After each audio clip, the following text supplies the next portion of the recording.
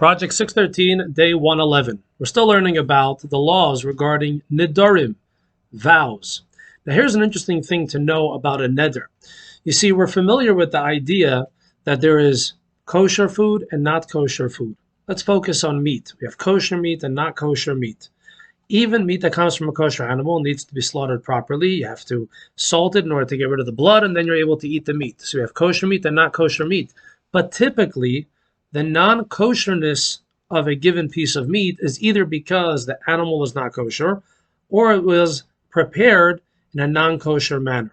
Here's the question. Is it possible for a perfectly kosher piece of meat to become not kosher without doing anything to it? You know, if a little bit of milk falls on the piece of meat, that could be a very big problem. But if you didn't touch that piece of meat and it's perfectly kosher, can that meat become not kosher? And the answer is, if a person makes a neder, if a person makes a vow and says, I vow not to eat this piece of meat, eating that piece of meat is like eating not kosher. Now let's get a little bit more complicated. Let's say a person said the following: this piece of meat is for me like pork. Does that piece of meat become not kosher? Or here's another option. This piece of meat will become like a sacrifice. It is consecrated just like a burnt offering in the Holy Temple. Burnt offerings in the Holy Temple are prohibited for human consumption. Does this piece of meat become prohibited? Does it become non-kosher? So here's the deal. If a person said, this piece of meat is for me like a piece of pork, it's as if he said nothing. Because you can't turn kosher meat into pork meat. That doesn't happen.